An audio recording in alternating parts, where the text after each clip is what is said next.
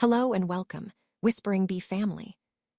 Today's story is about Vanessa, a woman who spent 2 years building a relationship she believed in until one day, the man she loved simply disappeared. No warning, no goodbye, just silence.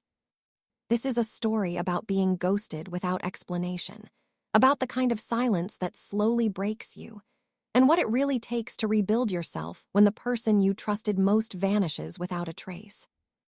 Stay with me to hear how it all unfolds. When someone ghosts you after 2 years, you assume they're dead, or in a hospital somewhere, or their phone fell into the ocean and they're frantically trying to recover your number from the depths of some cloud backup system. You don't think they met someone at work and decided you weren't worth a goodbye. Vanessa stared at her phone on a Tuesday night, the third day of silence stretching between her and Ethan like a rubber band about to snap. 2 years of daily conversations, and suddenly nothing. The messages still showed delivered, but the read receipts never came. His last text to her had been casual, easy, the kind of thing you send when everything is fine. Meeting ran late, call you after dinner. That was 72 hours ago. She had replied immediately. No problem, talk soon. 2 blue check marks next to a message that apparently meant nothing. At first, she made excuses. His phone died, work emergency, family crisis. Long distance for 2 years had taught her patience, taught her to trust the gaps between time zones and busy schedules. They had built something real across 800 miles. Video calls at midnight when neither could sleep. Weekend visits that felt like coming home. Plans to close the distance next year when her lease ended. So she waited.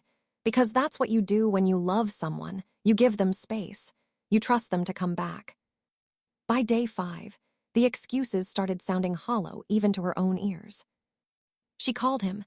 6 rings, then voicemail.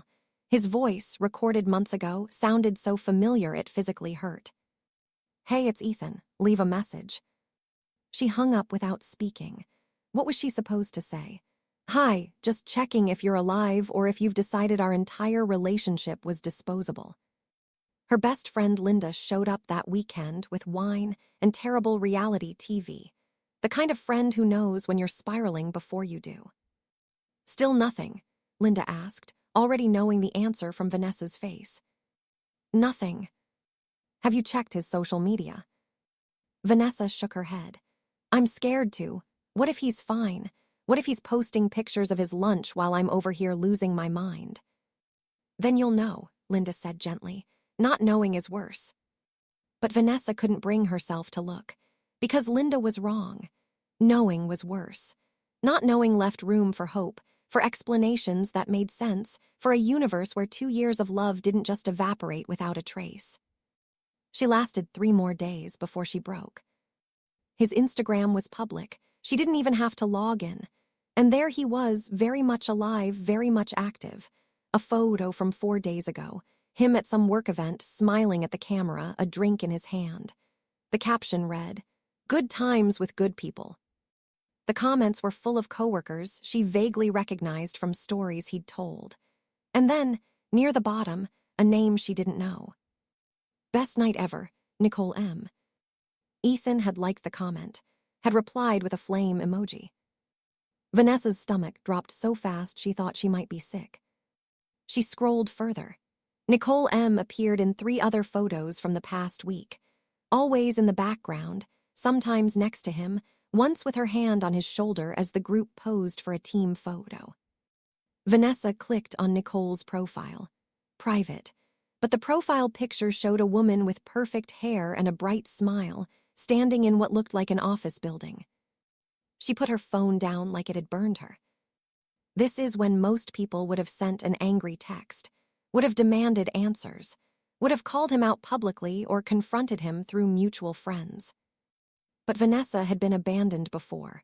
Not romantically, but she knew the shape of it.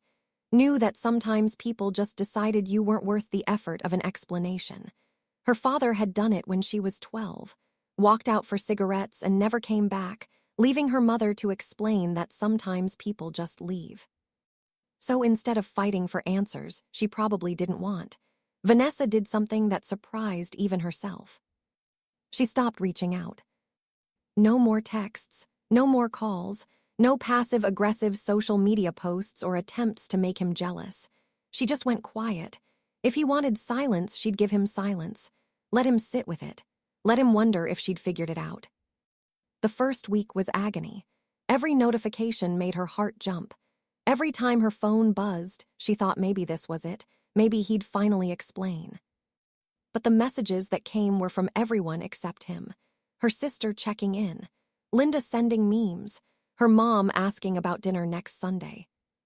Nothing from Ethan. By week 3, something shifted. The grief was still there, but it was making room for something sharper. Anger. Not the explosive kind, but the cold, clear kind that cuts through fog. He had made a choice. Every day that passed was another choice, and she was done waiting for someone who had clearly decided she wasn't worth choosing. The nights were the hardest. That's when the questions came flooding in. She'd replay their conversations, looking for signs she'd missed. Had he been pulling away gradually? Were there hints buried in his words that she'd been too trusting to see? She remembered a conversation from 3 months before he vanished. He'd mentioned a new project at work, said he'd be putting in longer hours. She'd been supportive, told him she understood, told him to take his time, that she'd be there when he had a free moment. Had that been the beginning? Had he already met Nicole by then? Was he already choosing someone else while Vanessa sat 800 miles away, being the understanding girlfriend, making it easy for him to have both? The thought made her physically sick. She started writing in a journal her therapist recommended. Not the unsent letters to Ethan, but letters to herself. Processing the betrayal, working through the shame that came with being left for someone else. Because that's what society did, wasn't it? When someone cheats, when someone leaves, there's always this underlying question. What did you do wrong? What were you lacking? Why weren't you enough? Vanessa had to actively fight against that narrative. Had to remind herself daily that his choice to cheat said everything about his character and nothing about her worth. Some days she believed it, some days she didn't. Her therapist, Dr. Weber, had a way of cutting through her spiraling thoughts. "You're taking responsibility for his actions," Dr. Weber said during one particularly difficult session. "You're carrying shame that belongs to him." But if I had been there, Vanessa argued, if we hadn't been long distance, maybe he wouldn't have looked elsewhere. Or maybe he would have cheated anyway, Dr. Weber countered gently. Long distance didn't make him cheat. His lack of integrity did. Plenty of people maintain faithful long-distance relationships. The distance was just convenient for him. It gave him an excuse to justify what he was already inclined to do. That hit differently. The idea that distance was an excuse, not a reason. That if it hadn't been Nicole at work, it might have been someone else, somewhere else, under different circumstances. Because people who are committed don't go looking for exit strategies. They communicate when things get hard. They work through the difficulty together. Ethan had done none of those things. Vanessa threw herself into work with a focus that surprised her colleagues. She volunteered for the projects no one wanted, stayed late, came in early.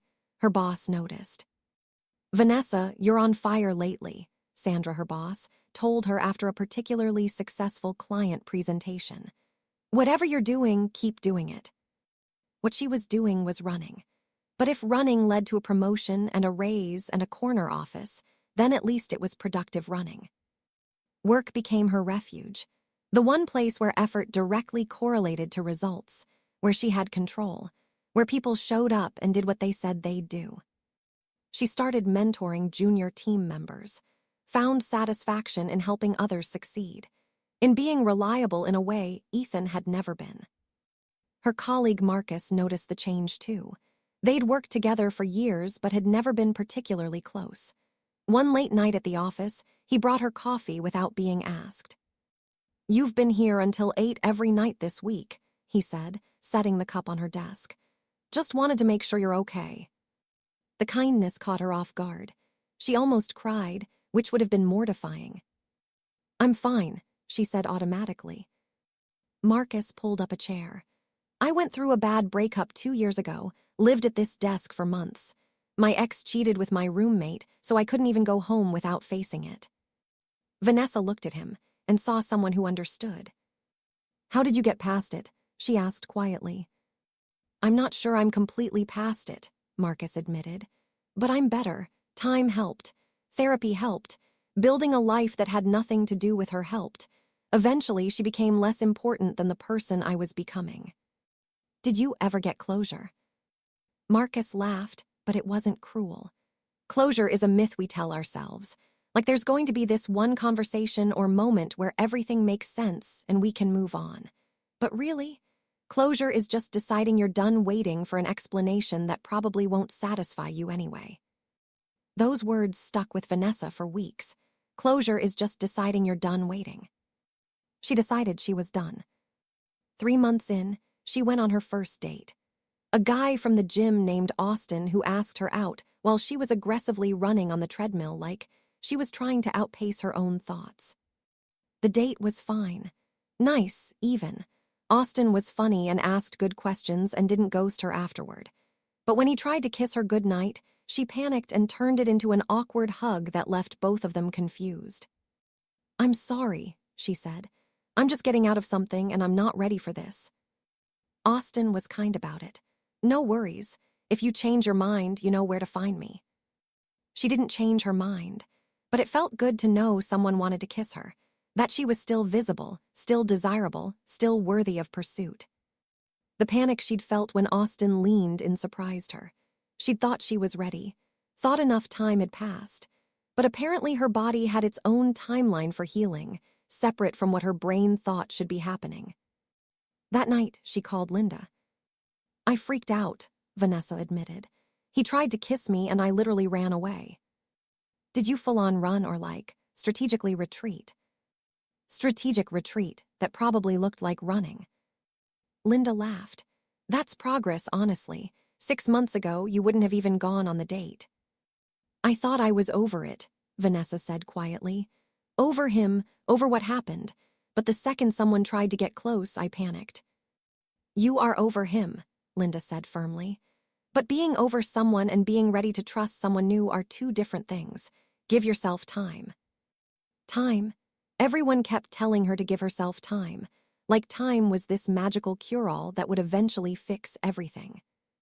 But time just passed. It didn't heal on its own. Healing required work. Active, intentional, exhausting work. Vanessa started saying yes to more social invitations. Friends' birthday parties, work happy hours, her sister's book club even though she'd barely read the book. She forced herself to be around people, to remember what it felt like to laugh and be present in conversations that had nothing to do with heartbreak. Emma threw her an impromptu, "You survived," party 6 months after Ethan disappeared. It was small, just Vanessa's closest people, but it felt significant. "To surviving," Emma toasted, raising her glass. "And to knowing your worth even when someone else doesn't." "To not waiting for closure that never comes," Linda added. "To becoming a person who doesn't need external validation," Vanessa's friend Jordan chimed in. Vanessa raised her own glass, feeling the weight of their love surrounding her. "To all of that, and to friends who don't ghost you." They all drank to that. Later that night, after everyone had gone home and Vanessa was alone in her apartment, she pulled out her journal. Dr. Weber had asked her to write a letter to her past self, the version of her from 6 months ago who was still sending desperate texts into the void. "Dear me," she wrote, "you're going to be okay. I know you don't believe that right now. I know you're checking your phone every 30 seconds and crying yourself to sleep and wondering what you did wrong. But I'm writing to you from 6 months in the future and I need you to know you did nothing wrong. His leaving says everything about him and nothing about you. You're going to cry a lot. You're going to feel stupid for trusting him. You're going to want to reach out 100 more times. Don't. Let him sit with his choice. Because 6 months from now, you'll be surrounded by people who choose you every day. You'll have a job you love. You'll be running again. You'll laugh without it feeling forced. You'll go entire days without thinking about him. I promise you, you survive this. More than survive, actually. You grow from it. Love your future self." She read it 3 times, then tucked it away in her journal. The first time she went a full day without thinking about Ethan felt like a milestone. Then a weekend. Then a week. 6 months passed, then 8, then a year. Vanessa stopped checking Ethan's social media, stopped wondering what he was doing or who he was doing it with. She deleted their text history in a moment of strength one night after too much wine. 2 years of conversations, gone with a swipe. It felt like cutting off a limb, but also like finally removing a splinter that had been festering under her skin. She dated casually. Nothing serious, but enough to remember what it felt like to laugh over drinks, to have someone hold a door open for her, to feel that spark of possibility even if it didn't go anywhere. Her sister Emma got engaged. Vanessa was genuinely happy for her, even though watching her sister plan a wedding with someone who showed up every single day made something ache in her chest. "You'll find it too," Emma said one night while they addressed save the dates. "Someone who doesn't make you guess, someone who stays." "I know," Vanessa said, and she was surprised to realize she meant it. She would find it, or she wouldn't. Either way, she'd be okay. The promotion came through 18 months after Ethan disappeared. Senior account manager. A title that came with actual authority and a salary that made her feel like an adult for the first time. She celebrated with Linda and Emma at an overpriced restaurant, and for the first time in months, she didn't think about Ethan at all. Not when the waiter brought champagne. Not when Linda toasted to her success. Not when Emma showed them photos of potential wedding venues. He was becoming a ghost. Not the painful kind that haunts you, but the kind that fades until you can barely remember their face. 2 years and 3 months after the last time she heard from Ethan, Vanessa's life was unrecognizable.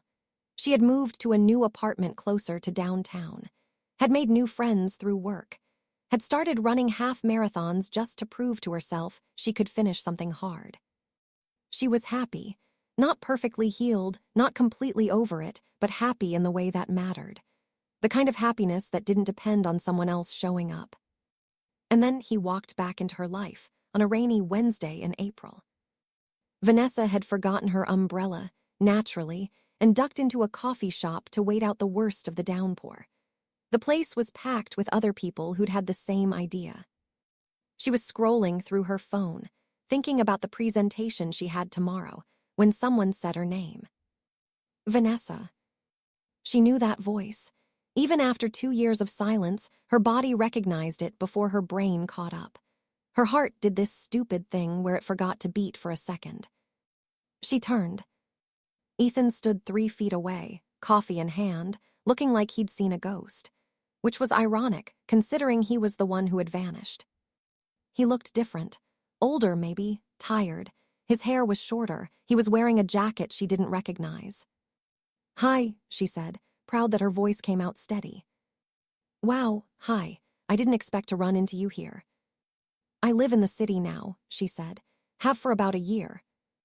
"Right, yeah, I heard you got promoted. Congratulations." That caught her off guard. "How did you hear that?" He shifted his weight, looking uncomfortable. "LinkedIn. I still check your profile sometimes." The audacity of it almost made her laugh. He stalked her professional life while giving her nothing. No explanation. No apology. Just radio silence and the occasional creepy LinkedIn view. "Can we talk?" he asked. "Maybe sit down for a minute." Every instinct told her to say no, to walk away, to give him the same silence he'd given her. But there was a part of her, small but persistent, that needed to hear it, needed to understand what had happened. Not for closure exactly, but for confirmation that she hadn't imagined the whole thing. "Fine," she said. 5 minutes. They found a table in the corner. Ethan set his coffee down with shaking hands. He looked nervous, which gave her a strange sense of satisfaction. "You look good," he said. "Really good." "I know," Vanessa replied, not out of arrogance but simple fact. She did look good. She felt good. She'd earned both. Ethan ran a hand through his hair, a gesture she used to find endearing. Now it just looked like a stalling tactic. "I owe you an explanation," he started. "You don't owe me anything," Vanessa interrupted. "It's been over 2 years, Ethan. Whatever explanation you have, it's a little late." I know it's late, but I need to tell you anyway. I need you to know it wasn't about you." She almost laughed. It's never about the person who gets abandoned, is it? It's always about the person who leaves, so go ahead. Make yourself feel better. Tell me how it wasn't about me. He flinched at the bitterness in her voice. Good, let him flinch. I met someone, he said quietly. At work, her name was Nicole. Was past tense, interesting. Vanessa felt her chest tighten, but kept her face neutral. She'd suspected this for 2 years, but hearing it confirmed still hit different. We were working late on this project, Ethan continued, his words coming faster like he'd rehearsed this. The Henderson account, it was this massive deal, and we were putting in 12, 14-hour days. She was funny and easy to talk to, and she was there, right there in the office, and you were 800 miles away. So the distance made you cheat, Vanessa said flatly. No, God, no. I'm not blaming the distance. I'm just trying to explain how it happened, how I let it happen. How it happened, Vanessa repeated, like it was some accident, like you tripped and fell into a relationship with her. Ethan flinched. It started as just friends, grabbing coffee between meetings, venting about difficult clients. She was going through a breakup too, and we related to each other. It felt harmless. Until it wasn't. Until it wasn't, he agreed miserably. We kissed one night after a client dinner. We'd both been drinking, and she was talking about how lonely she was, and I was thinking about how I hadn't seen you in person in 3 months, and it just happened. Don't say it just happened, Vanessa cut in sharply. You made choices, multiple choices. You chose to go to that dinner. You chose to drink with her. You chose to be emotionally intimate with someone who wasn't me. You chose to kiss her. None of that just happened. You're right, Ethan said, and he looked like he might cry. You're absolutely right. I made those choices. And then I made more choices. I kept seeing her, kept lying to you on our video calls, kept pretending everything was fine while I was building something with someone else. How long? Vanessa asked. How long were you with both of us? Ethan stared at his coffee cup. 3 months. 3 months. For 3 months, he'd been telling Vanessa he loved her while sleeping with someone else. For 3 months, she'd been making plans for their future while he was already planning his exit. Did you love her? Vanessa asked, not sure she wanted the answer. I thought I did. She was exciting and new, and I convinced myself that what we had was better than what you and I had. That proximity made it more real, that she understood me in ways you couldn't because she was there for the daily stuff. But she didn't, Vanessa guessed. She didn't, Ethan confirmed. I broke up with you, or ghosted you, I guess, because I was so sure Nicole was the right choice. I convinced myself that our relationship had run its course, that long distance was too hard, that I deserved to be with someone I could actually see. I told myself it would be crueler to string you along when I'd already chosen someone else. So you chose the coward's way out. I chose the coward's way out, he echoed. I told myself I was being kind by not dragging it out, that ghosting you would help you move on faster, that you'd hate me and that would make it easier for you to let go. Vanessa laughed, but there was no humor in it. You wanted me to hate you so you could feel less guilty about what you did. Ethan's eyes filled with tears. Yeah, probably. So what happened with Nicole? You said was, past tense. She left me 6 months in. We'd moved in together after I ghosted you. Everything moved fast. Too fast, probably. But I was trying to prove to myself that I'd made the right choice, that leaving you for her was worth it. But it wasn't. It wasn't, he agreed, and his voice broke. She said I was emotionally unavailable, that I talked about you too much, that every time we had a fight, I'd compare how you would have handled it. She said I clearly wasn't over you and she wasn't going to compete with a ghost. There was that word again. Ghost. He'd ghosted her, and then he'd turned her into a ghost that haunted his new relationship. She accused me of still being in love with you, Ethan continued. And I denied it, but she saw right through me. She said I needed to figure out what I really wanted, and it obviously wasn't her. So she left. And you've been alone since. Ethan nodded.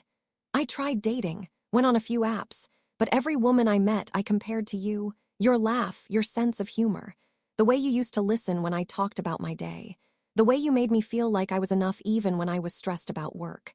none of them measured up. "That's not my problem," Vanessa said coldly. "I know. I'm not saying it to make you feel bad for me. I'm trying to explain what I lost, what I threw away for something that didn't even last a year." Vanessa sat back in her chair, processing this. He had blown up their entire relationship for someone who didn't even last a year, had left her in agony, wondering what she'd done wrong, all for something that hadn't even been real. And now he was sitting across from her, crying about the consequences of his own choices. Part of her wanted to feel satisfaction, wanted to relish in his suffering, wanted to say, "Good, you deserve it," and walk away. But mostly she just felt tired. "I lost my job about 8 months ago," Ethan continued, his words tumbling out now like a confession he'd been holding back for too long. "Turns out dating a coworker and then having a messy breakup in the office is frowned upon. When Nicole and I split, it got ugly. She told HR I'd been unprofessional. I told them she was being vindictive. The whole thing became this toxic mess that affected the entire team." He laughed hollowly. "They let me go during restructuring, but we all knew the real reason. My manager pulled me aside and said I'd created a hostile work environment by bringing personal drama into the office. The Henderson account I'd worked so hard on. They gave it to someone else. Everything I'd sacrificed for gone. I moved back in with my parents for a while," he continued. "At 32 years old, I was sleeping in my childhood bedroom, unemployed, heartbroken, and realizing I destroyed the best thing that ever happened to me for absolutely nothing." Vanessa watched him systematically catalog his failures. Each one felt like it should bring her joy or at least satisfaction. But it didn't. It just felt empty. "My mom barely speaks to me," Ethan said. "I told her what I did to you because I was so depressed I needed someone to talk to, and she looked at me like she didn't even know me. She said she'd always liked you, always thought we'd get married, and she couldn't believe I'd thrown it all away for some workplace fling. She asked me what was wrong with me. What kind of person does that to someone they claim to love? And I didn't have an answer. I still don't. My dad keeps asking when I'm going to get my life together, when I'm going to find a job, find a place, find someone. And I keep telling him I'm trying, but how do I explain that I can't move forward because I'm stuck in the past? Stuck on you. My friends don't really want to hang out anymore," he went on, "because all I do is talk about how badly I screwed up. They've heard the story 100 times. They're tired of me, and I don't blame them. I'm tired of me too."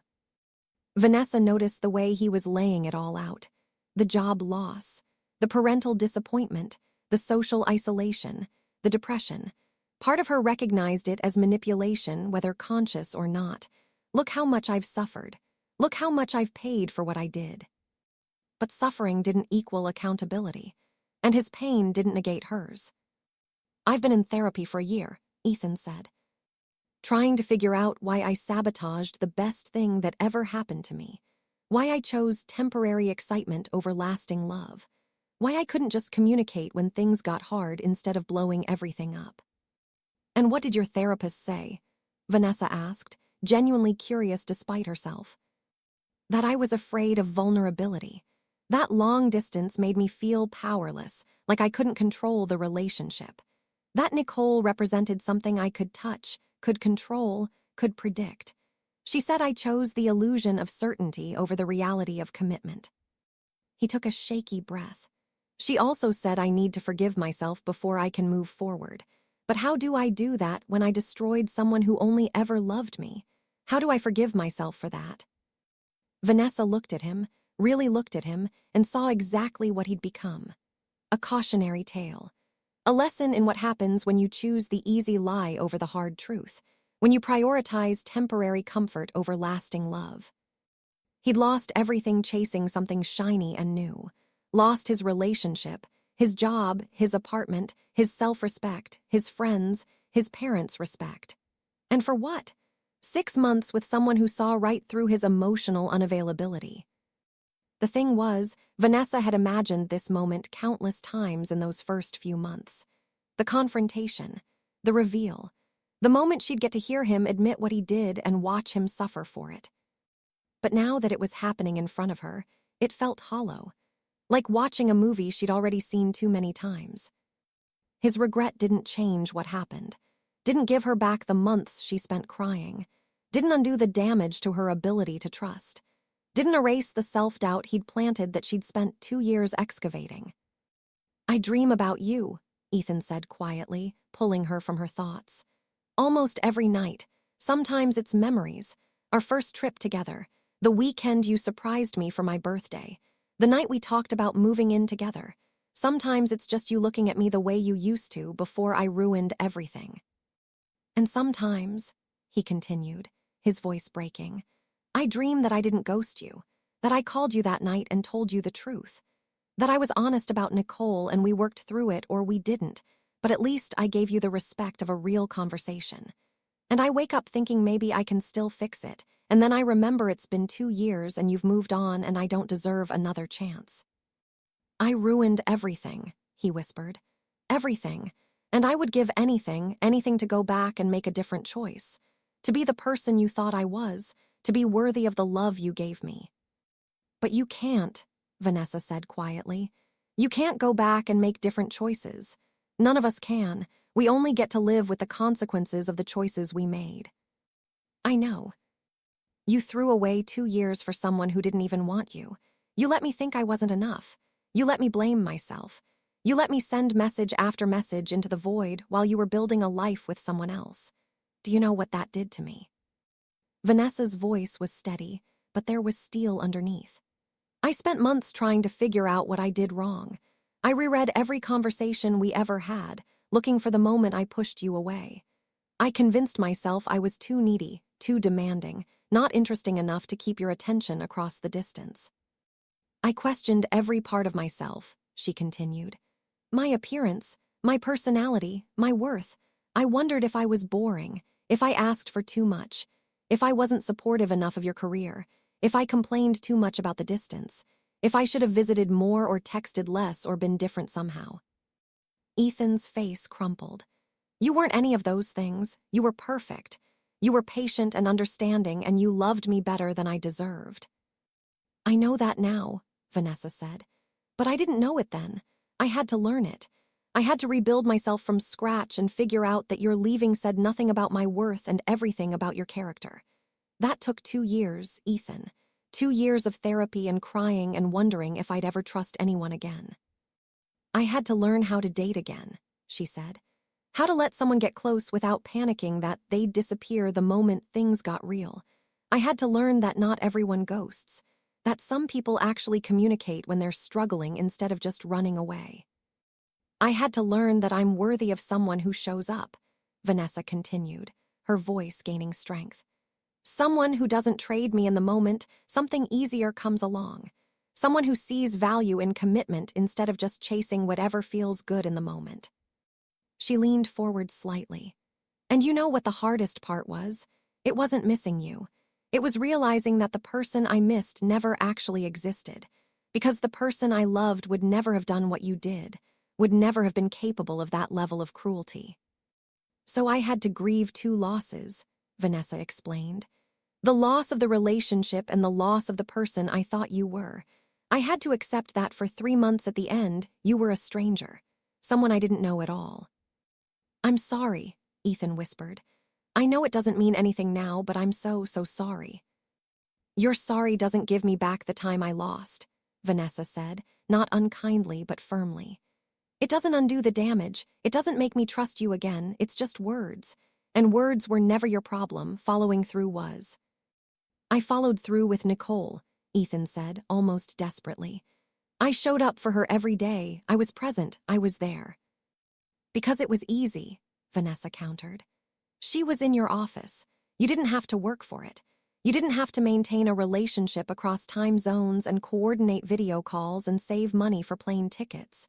Being with her required 0 effort. And the moment it did require effort, the moment she asked for emotional availability you couldn't give, you fell apart." She sat back. "That's the difference between us. I chose you every day even when it was hard.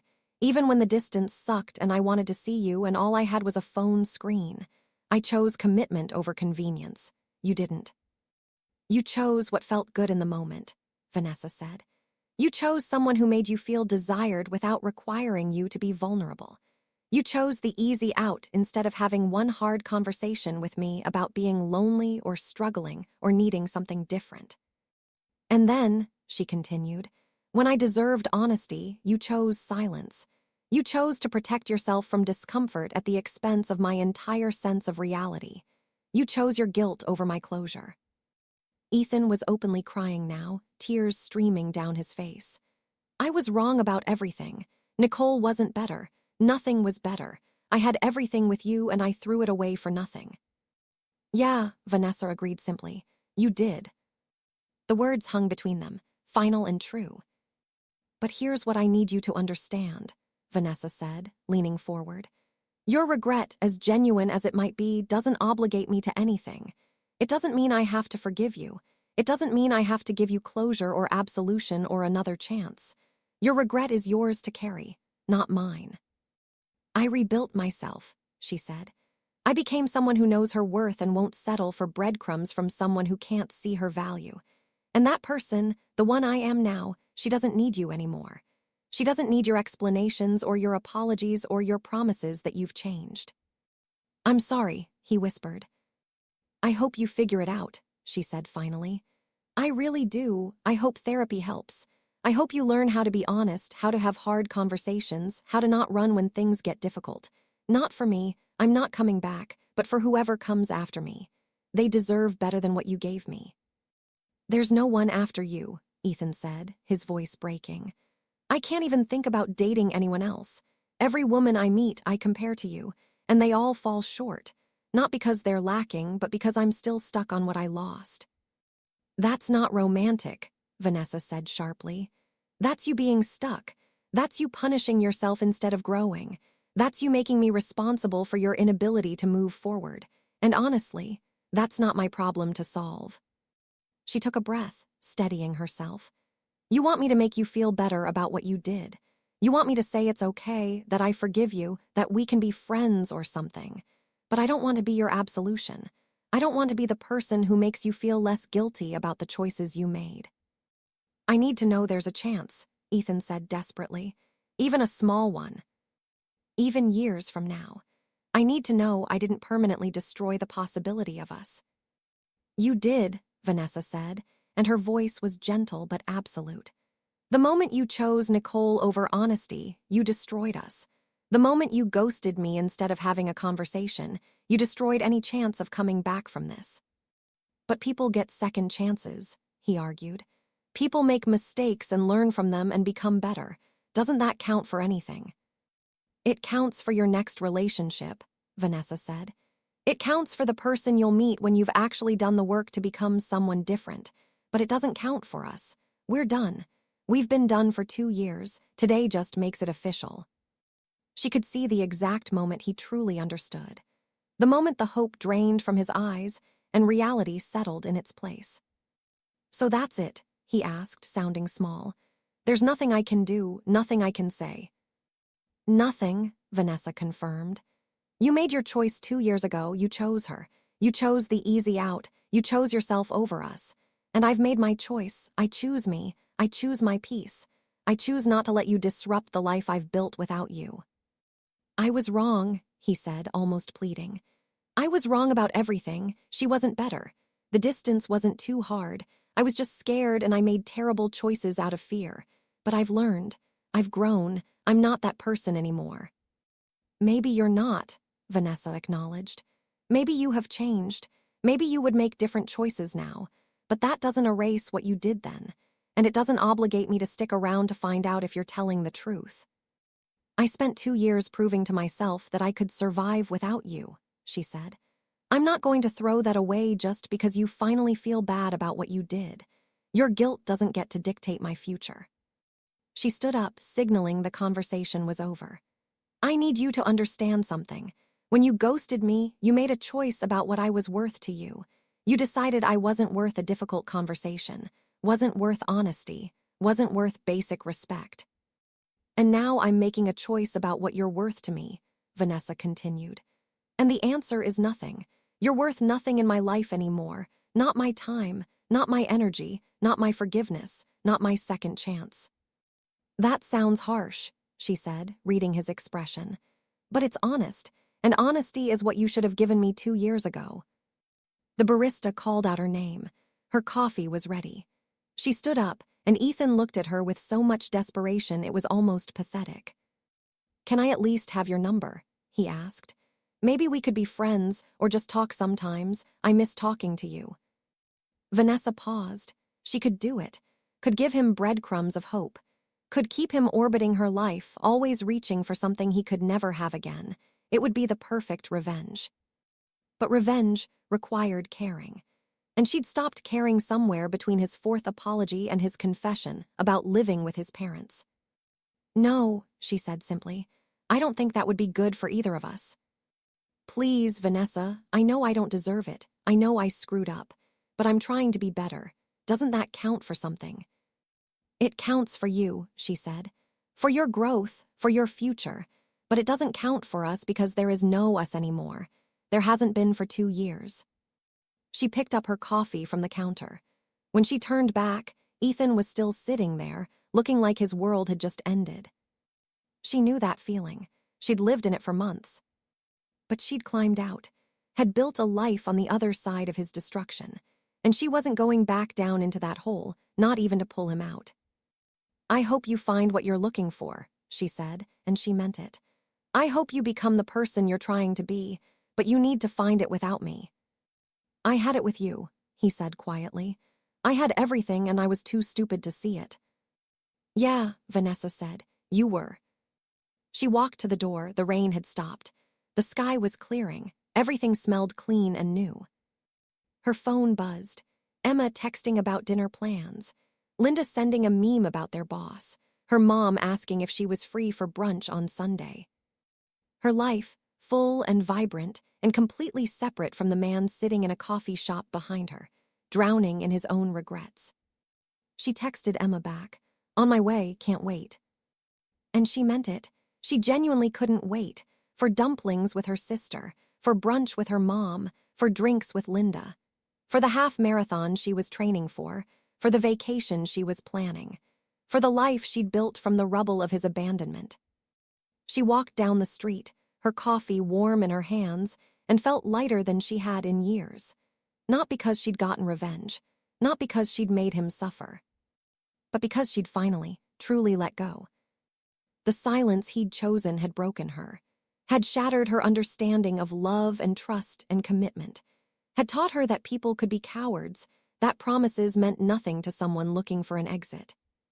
But in that breaking, she'd learned how to rebuild herself stronger, how to recognize her own worth without needing someone else to validate it, how to walk away from people who couldn't see her value. Ethan would probably tell people for years about the one that got away, the woman he let slip through his fingers, the biggest mistake of his life. And maybe it was. But Vanessa wasn't the one that got away. She was the one who walked away. There was a difference. She'd chosen herself, finally, definitively, without apology. And that choice, made in a coffee shop while rain dripped from the awning and her ex-boyfriend cried over his own consequences, felt like the truest thing she'd ever done. She turned the corner toward the restaurant where Emma was waiting. She didn't look back, not because she was trying to make a point, but because there was simply nothing left to see. The story of her and Ethan was over. Had been over for 2 years, even if today was the first time it felt completely finished. But her story, the one she was writing for herself every day, she chose healing over bitterness, growth over stagnation, herself over someone who couldn't see her worth. That story was just beginning. And unlike the one she'd tried to write with Ethan, this one wouldn't be cut short by someone else's selfishness. This one would continue, page after page, for as long as she wanted to keep writing it. 3 years later, Vanessa stood in a different coffee shop in a different part of the city. The rain was falling again, but this time she had an umbrella. She was meeting someone, a guy named James she'd met through friends. They'd been dating for 6 months, and he'd never once made her question where she stood. He texted back. He showed up. He communicated when he was stressed instead of disappearing. It was shockingly normal, almost boring in its reliability. and she'd never been happier. Her phone buzzed with a message from him. Running 2 minutes late. Traffic is insane. Order me whatever you're getting. She smiled and typed back, got you. That was it. No drama, no guessing. Just a simple exchange between two people who respected each other enough to communicate. She sometimes wondered what happened to Ethan. Not often and never for long. But occasionally she'd think about him and hope he'd figured his life out. Hope he'd learned from his mistakes. Hope he wasn't still stuck in that moment, replaying his regrets. But mostly, she didn't think about him at all. She'd gotten the promotion she'd been working toward, had run 3 half marathons and was training for a full one, had traveled to 5 countries, had stood up in Emma's wedding and cried happy tears, had adopted a rescue cat named Rufus who slept with her every night. She'd lived an entire life in the space where Ethan used to be. And that life was good, really, genuinely good. The door chimed and James walked in, shaking rain from his jacket. He spotted her and his whole face lit up, the way people's faces do when they're actually happy to see you. He kissed her hello, casual and easy, the kind of kiss that promised there would be thousands more without keeping score. Sorry I'm late, he said. It was such a small thing, such a basic level of respect, but it meant everything. Because Vanessa had learned the hard way that love wasn't supposed to leave you guessing, that the right person wouldn't make you decode their silence or wonder if you mattered. The right person would show up. And when they couldn't show up, they'd let you know. They'd communicate. They'd care enough to keep you in the loop. Ethan had taught her what she wouldn't accept. James was teaching her what she deserved. And somewhere between those 2 lessons, she'd figured out exactly who she was. Not someone's long-distance girlfriend. Not the woman who got cheated on and ghosted. Not the girl who waited for someone who never came back. Just Vanessa, whole-heeled happy. The rain kept falling outside, but inside the coffee shop, she was warm and safe and exactly where she was supposed to be. With someone who chose her, every single day. Without hesitation, without doubt, without looking for something better.